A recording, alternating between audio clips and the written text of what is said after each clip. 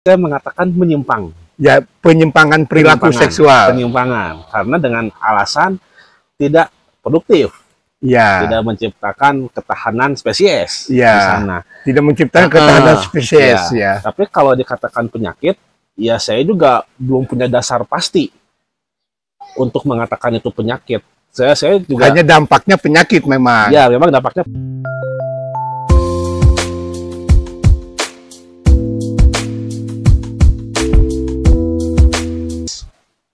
Bismillahirrahmanirrahim. Assalamualaikum warahmatullahi wabarakatuh. Sampurasun.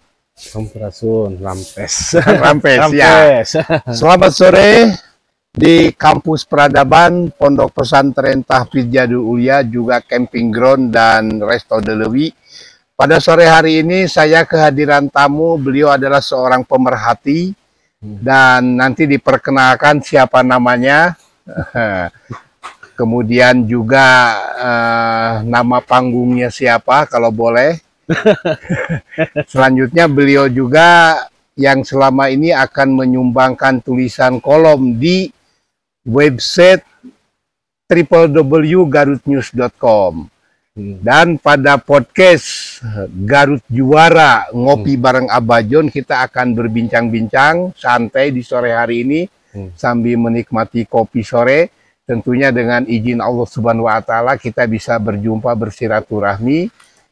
Saya minum kopi dulu para pirsawan sekalian. Bismillah. Ya. Ini kopi rasa sirup ya. Beda. Baik, silakan perkenalkan diri dan kira-kira yang nanti akan ditulis hasil pemerhati Anda di garutnews.com yang kita podcastkan dalam koridor. Ngopi bareng Abah John ini apa? Silakan. Ya kita ngobrol santai aja. Oke. Jadi kenalkan, mungkin kalau rekan-rekan di internet mungkin mengenal saya sebagai Reon. Nah, itu nama pena saya gitu. Reon ya. Reon ya. Bukan neon, bukan. Bukan. Nama saya Reon Sastra di Praja sebetulnya. Iya. Asli? Asli Tasikmalaya. Oh, Tasikmalaya. Iya. Sukapura. Iya. Bisa turunan dikit lah. Iya, silakan. Di sana. Jadi sebenarnya kalau ditanya apakah itu nama asli, bisa dibilang nama asli pemberian kakek. Sastra di Prajanya itu. Sastra di Praja. Sastra di Prajanya itu di sana. Kadang-kadang kan orang taunya Reon aja gitu atau Orion gitu. Orion ya. Kalau Orion ada kayak merek apa gitu ya? Di sana. Mungkin baru kali ini kan, oh ini Orion tuh. Berarti di Tasik tetangganya dengan Dr. Helmi ya, tetanggaan ya? Dr. Helmi. Ya, wakil bupati. Oh, itu agak jauh sih kalau dari saya. Agak jauh ya? Iya. Kalau istri saya kan di kabupaten. Iya, Dr. Helmi di Ciawi kalau nggak salah ya. Ya, silakan lanjut. Oke, lanjut. Untuk topik kita kali ini kan ini ya, soal ini. Yang mau akan tulis ke saya sumbangan tulisannya tentang fenomena LGBT, tapi mungkin sedikit opini pribadi ya. Ya boleh kita mengamati ya LGBT itu apa ya? Gitu. Apa L-nya lepet atau apa? Lepet, gehu, bala-bala, nanti kayak naon. Tempe. Iya. Tapi Q-nya nggak tahu nih apa Q-nya nih. Sekarang kan jadi LGBTQ plus apa? Oh, gitu. Ada sekarang ya? Ada ya, silakan. Jadi kenapa tema ini yang saya ambil kan, kalau kita lihat di berita kan ya, di berita Facebook, kok kayaknya agak rame gitu sekarang. Ya ada apa dengan LGBT? Agak rame ini nggak cuma di Indonesia aja, tapi ini fenomena seluruh dunia. Ya mendunia. Kan? Nggak mendunia gitu. Nggak cuma di kehidupan sosial aja, bahkan sampai merambah ke film-film, media. Bahkan yang terakhir itu saya sempat lihat lah, agak viral, kartun untuk anak yang memuat konten LGBT. Wah, itu bahaya ya? Bahaya nggak itu kira-kira, Kang? Ya kalau untuk anak ya bahaya. Bahaya. Mungkin definisikan bahaya itu agak ini ya, agak subjektif gitu kan. Ya. Kalau bagi kita bahaya. Tapi mungkin bagi mereka yang penganut itu enggak. Oh, tapi kalau dari kita ambil dari sisi agama, nilai-nilai sosial misalnya. Kalau kita berbicara nilai sosial, agama, norma. Kita kan agama kita dijamin oleh negara ya. Kalau kita bicara agama, benar salah itu sudah jelas jawabannya. Tapi kebetulan yang ingin saya bahas itu adalah dari sudut pandang ilmiahnya. dari sudut pandang ilmiah gimana di kira-kira? sana. Jadi kalau kita bicara sudut pandang ilmiah, saya ingin menekankan dulu kalau memang banyak penelitian ilmiah itu sendiri, tapi tidak ada yang pasti. Belum ada yang pasti, dan ilmiah itu sendiri yang dinamakan ilmiah itu sendiri itu sebetulnya nggak netral loh, Om. Berarti objektif ya? Subjektif juga sebetulnya. Kan banyak bicara mengatasnamakan subjektif ilmiah. Ya betul, subjektif ya. Mengatasnamakan ilmiah jadi terkesan objektif. Terkesan objektif. Sebetulnya itu subjektif juga sebetulnya ilmiah itu. Iya. Nah, kita lihat dulu kenapa saya bilang subjektif ya, tidak netral. Jadi kita lihat dulu idealisme apa sih yang sekarang sedang mendunia itu. Yang sekarang sedang mendunia itu sering dipakai di mana-mana Ya. dalam berbagai macam penelitian, kebijakan, itu kan paham humanisme. Kemanusiaan. Di mana semua manusia itu harus dianggap setara di sana. Yang ini kan jadi dasar semua kebijakan, semua penelitian di sana, di situ kan. Di mana semua manusia harus selalu setara di situ. Itu contohnya. Nah, kalau kita bicara LGBT, kita nggak akan lepas ya. Ini dari yang saya baca-baca ya. Jadi saya juga nggak bisa mengklaim apa yang saya katakan ini benar, karena ilmuwan sendiri belum sampai tahap konklusi menjelaskan apa itu LGBT di sana. Saya juga nggak bisa mengatakan ini benar, tapi saya hanya membuka sebuah diskusi. Membuka sebuah diskusi di sini. Jadi kalau kita bicara LGBT, kita nggak akan lepas ya. Ini secara kaidah ilmiah ya. Saya nggak bicara norma benar salah atau agama ya. Secara ilmiah. Kalau bicara LGBT, itu tidak akan lepas dari membicarakan otak manusia. Laki-laki dan perempuan. Satu. Kedua, kita tidak akan lepas dari berbicara tentang teori yang menjelaskan LGBT. Gitu di sana. Oke, yang pertama dulu ya, soal otak. Otak ya. Saya pernah baca, saya lupa lagi dari siapa ya penelitinya. Tapi dia mengatakan kalau otak laki-laki dan perempuan itu berbeda. Ya. Susunannya berbeda. Ada sebuah penelitian mengatakan seperti itu. Itu dia udah diakui. Lalu ada lagi penelitian lain, seorang peneliti yang berpaham feminis. Dia membantah hal itu. Membantah bahwa katanya otak laki-laki dan perempuan itu berbeda. Dia membantah itu. Dia mengeluarkan sebuah buku, saya lupa lagi judul bukunya, tapi saya pernah baca review-review bukunya dan makalah yang membahas buku itu. Dia mengatakan bahwa otak laki-laki dan perempuan itu sama. Tapi yang membuat jadi berbeda, itu adalah konstruksi sosial. Ya, sudah beda tuh. Antara penelitian A dengan penelitian B. Penelitian A mengatakan itu berbeda. Penelitian B dengan paham feminis di belakangnya mengatakan itu sama. Sehingga membuat sebuah framing kalau perempuan dan laki-laki itu sama aja di sana. Framingnya gitu. Ada lagi yang berbeda, penelitian tentang LGBT. Tentang LGBT, dia di balik penelitian itu ada sebuah paham humanisme, kesetaraan. Ini beda lagi. Dia mengatakan penelitian ini kalau otak LGBT, pengidap LGBT dengan yang heteroseksual itu sama sebetulnya. Dengan heteroseksual. Iya, memang dia ada berbeda lain ya dengan yang heteroseksual LGBT itu ya. Dia memang otaknya berbeda. Otak laki-laki gay dengan laki-laki, maaf nih mungkin agak sedikit menyinggung tapi kita diskusi aja ya. Otak laki-laki yang gay dengan otak laki-laki yang hetero itu memang berbeda. Tetapi otak laki-laki yang gay dia sama dengan otak perempuan yang heteroseksual. Nah, di sini kan udah beda, sudah ada 3 penelitian yang berbeda. Di sana. Yang akhirnya saya dapat ini sebuah opini pribadi tapi ya. Opini boleh. Opini pribadi dari beberapa kajian penelitian yang saya telah itu secara pribadi, saya sampai sebuah kesimpulan bahwa ternyata sains sendiri itu nggak netral. Nggak netral. Belum tentu objektif. Kajian itu sendiri. Itu sendiri belum tentu objektif. Hari ini ada penelitian A, mungkin besok bisa berubah lagi di sana. Di situ. Jadi belum tentu objektif. Makanya apa yang saya utarakan belum tentu kebenaran. Oke, terlepas dari sajian itu netral atau tidak, saya juga nggak berani menyimpulkan atau menjudgment karena kita diskusi ya. Ya, diskusi. Nanti pirsawan yang menilai, ya, yang berkesimpulan. Silakan pirsawan sekalian menyimpulkan sendiri. Kita mah obrolan supaya sore ini bermanfaat. Terlepas dari sains itu netral atau tidak netral, apakah LGBT ini menurut persepsi Akang merupakan perilaku penyimpangan seksual? Nah, Ya, kalau perilakunya, ya saya perilakunya. punya dasar nih ya. Ya, Punya dasar. Perilakunya menyimpang. menyimpang jelas. Ya, Oke. menyimpang. Bahkan secara sains pun dikatakan menyimpang. Nah, Menyimpang. dari mana?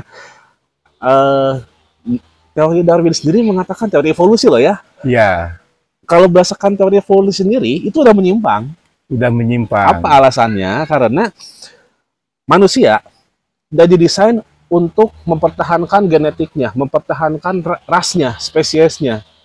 Didesain Iya, demikian. desain demikian kan di sana. Iya. Sehingga hal-hal yang tidak ya yang kontra tadi, yang tidak menimbulkan ya pertahanan spesies itu dianggap sebuah hal yang menyimpang. Yang menyimpang. Bahkan teori evolusi aja mengatakan itu menyimpang. Oke.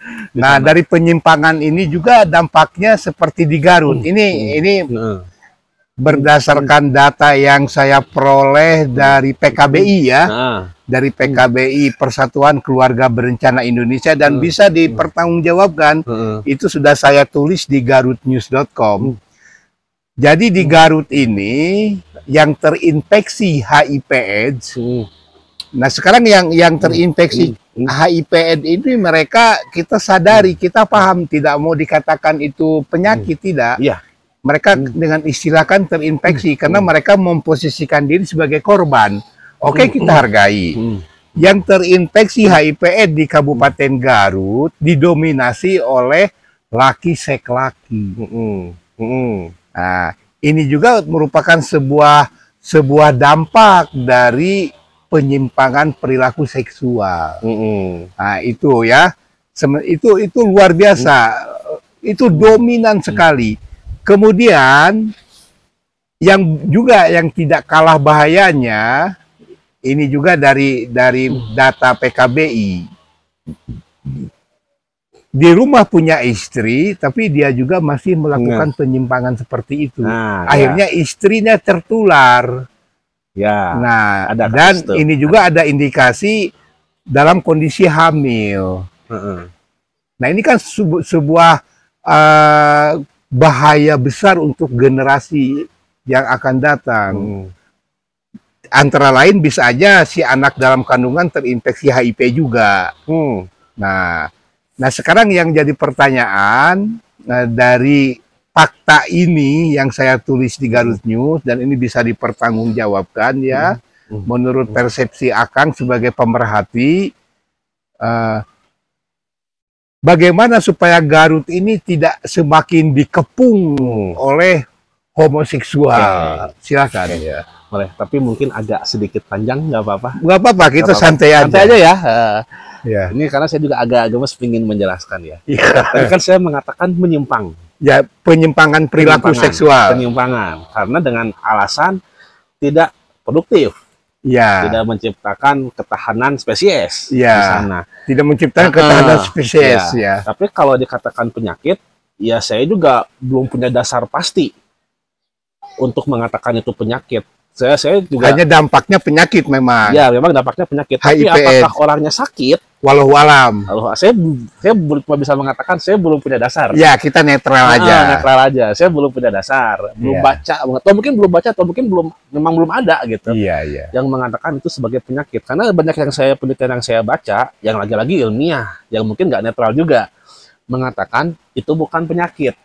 Kasarnya gini, itu penyimpangan ya, tapi kalau penyakit, kalau dia sakit, berarti kan memang ada tubuh dia yang rusak. Otak dia yang rusak atau apalah yang dia merasakan kesakitan atau apa. Tapi ini kan tidak. Ya. Dia biasa saja di sana. Makanya di sini agak paradoks ini. Perilakunya menyimpang, orangnya nggak sakit. Sehat ya. Iya, tapi akibat dari perilaku ini, itu penyimpangan, nggak alamiah. Kenapa? Gini deh, contoh sederhananya Om ya. Kita makan misalkan, kita makan yang berpengawet Akhirnya karena makan makanan berpengawet itu, badan kita sakit. Pengawet yang kimia ya. Ya, Ya. berarti kan makanan yang berpengawet itu kan bukan hal yang alamiah, bukan hal yang seharusnya, karena seharusnya kita nggak makan seperti itu. Ya, Ya. berarti kan kayak gitu kan dasarnya. Begitu pula aktivitas seksual. Tubuh kita ini memang sudah dirancang untuk bereproduksi, untuk melakukan aktivitas seksual secara alamiah. Seharusnya tidak menimbulkan sakit. Ketika menimbulkan sakit, berarti ada sesuatu yang tidak alamiah di situ. Ada sesuatu yang memang menyimpang di situ, menyimpang dari seharusnya. Logikanya gitu aja, Ya. ya kan? Kita beraktivitas seksual itu nggak sakit, karena kita dirancang untuk itu badan kita. Ya. Tapi kan ini sakit, berarti kan ada sesuatu yang tidak alamiah gitu, tidak atau menyimpang seperti itu. Nah, di sini itu ada kenapa bisa seperti itu? Saya juga belum ilmuwan sampai sekarang belum tahu kok bisa ada seperti itu. Belum sampai konklusi lah, meskipun banyak hipotesis yang menjelaskan itu. Tapi sampai sekarang mereka masih kebingungan menjelaskan ini kenapa gitu. Walaupun ada beberapa hipotesis yang saya anggap menarik nih, tapi juga belum ada penelitian yang membetulkan hipotesis itu. Ya. Cuman ada satu teori tentang LGBT yang sampai sekarang masih dipakai. Namanya itu teori Kinsey. Dia menulis buku, judulnya itu Sexual Behavior in Human. Tahun 48 loh itu. Udah lama ya. Udah lama banget.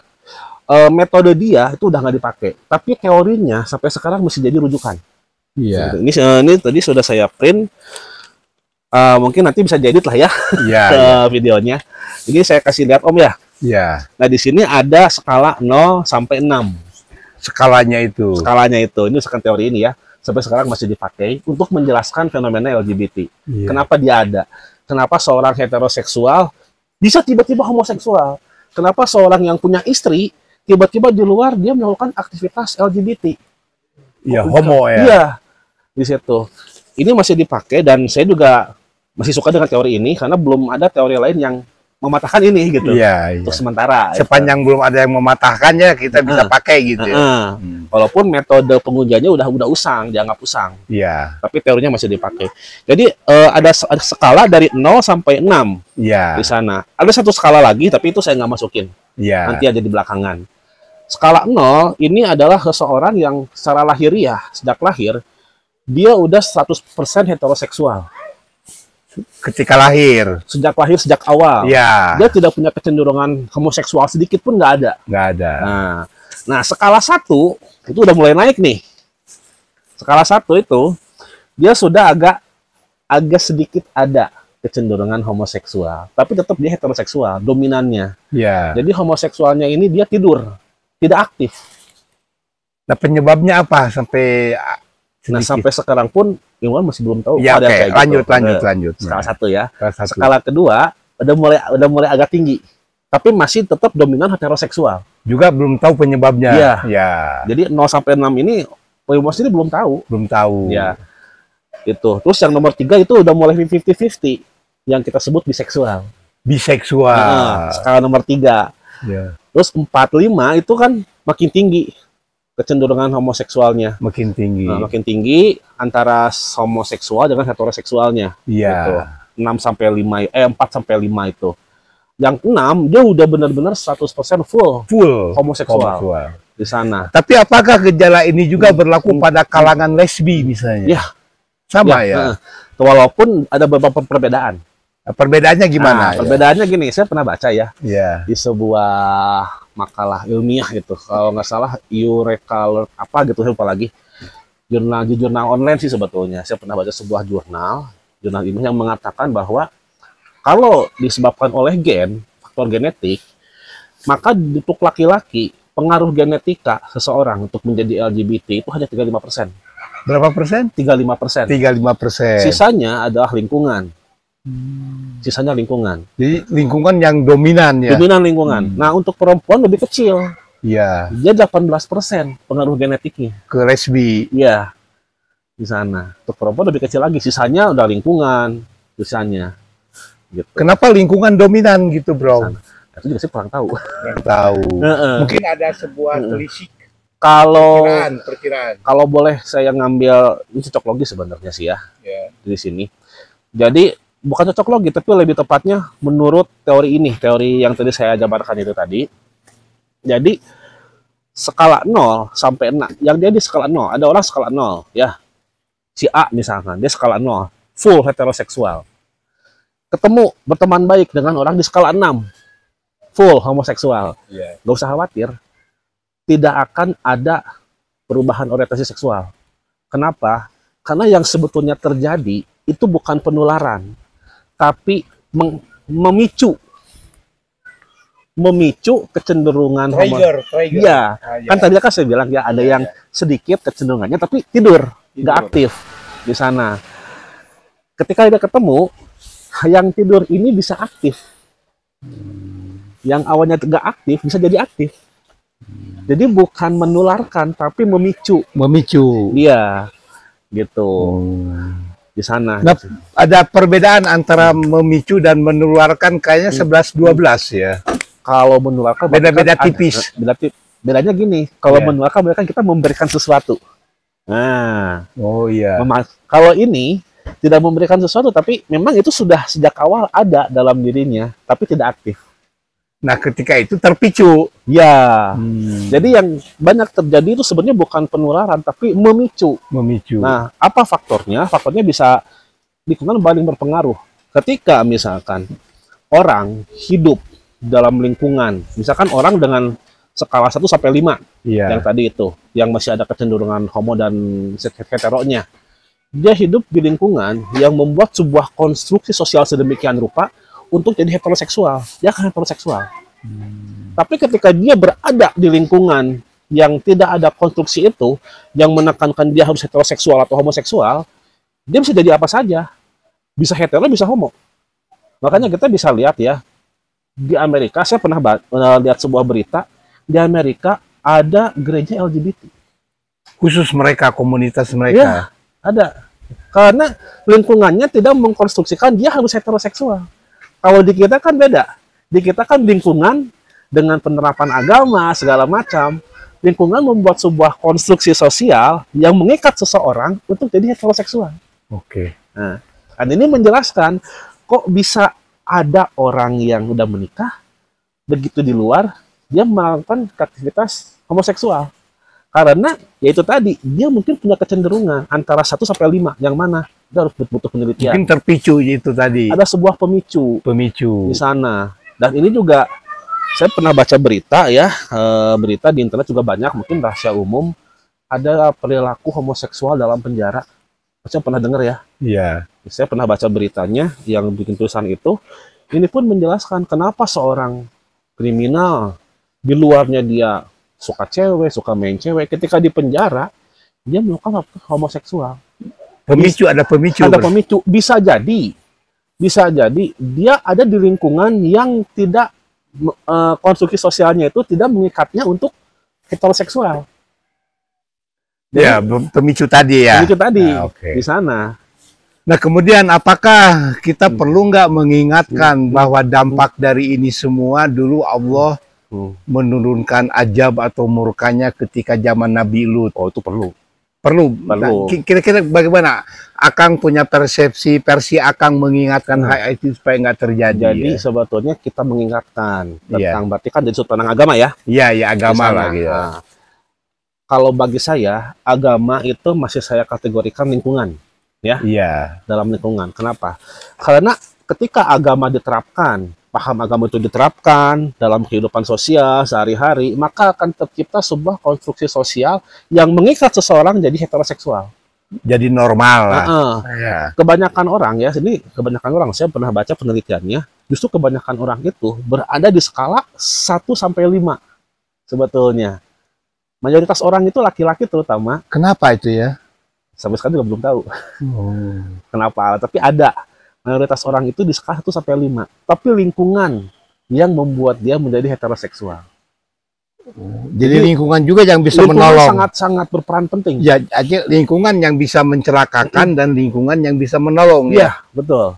di sana. Luar biasa. Jadi di sini itu sebetulnya jangan khawatir juga ya soal LGBT. Ketika misalkan kita ada ketemu, misalkan saya punya teman LGBT misal ya, Biasa-biasa aja. kita jangan usah khawatir karena bukan masalah siapa yang memicu, siapa yang menularkan, tapi siapa yang mau ditularkan.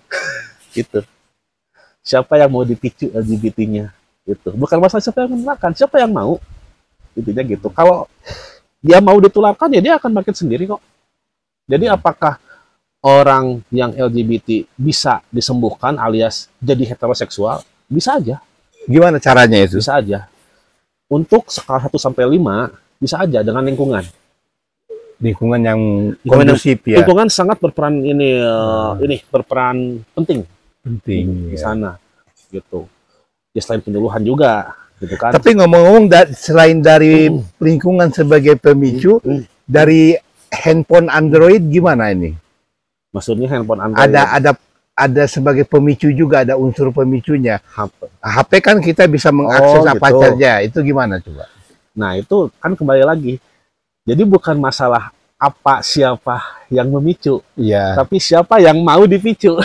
Oh. Misalkan saya nih ya buka-buka soal LGBT, terus buka-buka apalah ya soal Iya. hal seperti itu. Ya kalau saya emang niat mau akan terpicu. Tapi kalau emang Jadi, tidak, tapi kadang-kadang kan di handphone ini nyelonong sendiri gitu. nah, Gimana kira-kira nyelonong sendiri dengan fitur-fitur yang menggiurkan, yang ini menarik, nah kalau buat saya yang heteroseksual nggak menarik gitu Pak. nggak menarik ya. Kalau yang emang buat heteroseksual. Tapi kalau emang udah awalnya niat, mungkin akan menarik gitu. Lagian juga kan bukan masalah siapa yang memicu, tapi siapa yang mau. Siapa yang mau dipicu? Sama yang mau dipicu tanpa dia sadari. Mungkin dia nggak sadar dia tuh mau dipicu. Gitu. Mungkin awalnya begitu ya. Nah, dia nggak sadar gitu. Nggak sadar. Karena makanya kan saya pernah baca, ini agak ngomongin agama sedikit ya. Di sana saya pernah baca sebuah kisah Nabi waktu itu mengusir seseorang yang seperti itu di sana. Kalau saya kaitkan dengan teori yang ini, masuk nyambung. Karena kalau jadi sana, dikhawatirkan akan memicu yang lain bangkit kecenderungannya di sana. Seperti itu. Oke, saran dari Akang supaya masyarakat yang sekarang normal tidak terpicu, tidak terpengaruh, sarannya apa? Ya kalau saran saya sebetulnya mah kita jangan khawatir aja. Jangan khawatir, tenang karena gimana pun mereka juga manusia. Ya. Satu. Kedua, selama lingkungannya itu baik di sana dan dia memang tidak berniat dipicu, agak ada yang perlu dikhawatirkan. Apalagi kan orang yang skala 0 ketemu skala 6, apa yang mau dipicunya? Nggak ada. Nggak ada. Nggak ada yang Nah, mau tadi dipicu. yang menarik, yang dari kartun-kartun itu gimana dampaknya? Nah, ini apalagi untuk Kartun kan anak, dilihat oleh anak-anak, nih itu dampaknya gimana? Nah, untuk anak sendiri, ini kan banyak faktor sih ya, banyak faktor. Apakah anak ini akan jadi apa, seperti apa, kan banyak faktor ya. Iya. Cuman, kalau yang saya perhatikan, kalau anak sejak kecil dijejali kartun seperti itu secara nggak langsung akan muncul ke alam bawah sadar dia Iya. bahwa orientasi seksual LGBT itu adalah hal yang biasa, hal yang normal. Berarti Hal yang wajar. bahaya juga untuk anak-anak ya. Sangat bahaya. Nah, bagaimana supaya anak-anak terhindar dari kartun-kartun seperti itu? Ya jangan dikasih lihat. Ya, dia kan banyak anak-anak sekarang yang pegang handphone gitu. Nah, agak trikinya di sini. Karena di sini kan butuh pengawasan orang tua ya di Iya. sana. Gitu. Dan memang agak sulitnya adalah ya sekarang kan anak nggak bisa ini pakai tanpa HP ya. Iya. Memang sekarang. di sini butuh banget pengawasan dari orang tua. Intinya pengawasan dari orang tua, kontrol orang tua. Jadi ketika dia ngedekul begini, kita Heeh, diam-diam kita pantau heeh, apa yang mereka lihat. Ya. heeh, di sana. Seperti itu. Tapi ya tetap kalau bagi saya kita nggak usah khawatir dengan adanya. Misalkan kita ada orang LGBT, ya nggak usah khawatir. Apakah dia bisa sembuh? Bisa aja. Walaupun untuk yang skala nomor 6 agak-agak susah. Bukan susah, tapi agak tricky. tricky. Karena kecenderungannya udah full banget di sana. Memang ada tesnya yang bisa menentukan, tapi itu udah usang. Ini harus sama ahli sih. Oke, nah kembali ke pertanyaan saya tadi. Supaya Garut nggak dikepung kaum homo ya. Itu bagaimana solusinya supaya Garut ini kan jargonnya bertakwa. Bertakwa yang digulirkan oleh bupati, wakil bupati dan dewan. Nah, kita juga agak miris bertakwa tapi dikepung oleh kalangan homo. Nah, supaya itu tidak terjadi dan lingkungan kita baik, kondusif, saran akan gimana ya? Kalau saran saya ya, berdasarkan yang sudah tadi saya jelaskan sekilas, lingkungan Garut bertakwa berarti saya sangat apresiatif ya dengan adanya hal seperti itu. Garut bertakwa berarti kan ada sebuah upaya untuk menciptakan lingkungan di Garut ini adalah lingkungan yang bertakwa. Ke bahasa lainnya, bahasa saya ya, untuk membahas LGBT, berarti adalah lingkungan yang mengikat seseorang untuk tidak jadi LGBT. Ya kan? Di sana. Saya pikir itu udah bagus kalau dilaksanakan dengan baik. Itu aja dulu. Amin, amin. Lingkungan. Oke, untuk mengakhiri bincang-bincang kita, closing statementnya apa dari Akang sebagai pemerhati? Kalau untuk saat ini saya cuman bisa mengatakan bahwa mereka yang kita anggap berbeda juga manusia, ya. Mereka berhak untuk hidup, berhak kerja, berhak untuk nggak didiskriminasi dan sebagainya, ya. Apakah mereka bisa kembali menjadi heteroseksual? Bisa aja. Di sana kita banyak lihat di internet misalkan seorang LGBT yang bertobat, banyak kan? Banyak. Itunya bisa sebetulnya. Bisa ya. Gitu. Dan jangan khawatir menular karena tidak menular, tapi hanya memicu saja. Bukan masalah siapa yang menularkan, tapi siapa yang mau ditularkan. Jadi kalau misalkan nih Baraya ada yang mau ditularkan ya itu di sana. Jadi jangan khawatir, tetap pertahankan lingkungan yang kondusif, dan mudah-mudahan dengan lingkungan yang baik mereka kembali ke jalan yang lurus. Ya. Jangan dijudge juga, karena kalau dijudge kan dia akan kabur. Bahkan memusuhi kita ya. Akan memusuhi dan akan tetap di lingkungan yang tidak mendukung heteroseksual. Iya, oke. Kapan sembuhnya dong? Iya. Iya. Ya demikian para pirsawan sekalian, ini tidak bermaksud menggurui atau menjudgment, tapi silakan Anda punya hak untuk menyimpulkan dari bincang-bincang ini. Jika ada di antara pirsawan yang penasaran, ayo kita bincang-bincang aja bareng-bareng ya. Diskusi aja lah. Diskusi aja. Diskusi ya, kita santai, belum ada yang sempurna ya. Kesempurnaan itu ada di Allah Subhanahu wa taala. Oke, ngopi bareng Abah John. Kita akhiri dulu. Wassalamualaikum warahmatullahi wabarakatuh. Selamat berprestasi, bro. Foto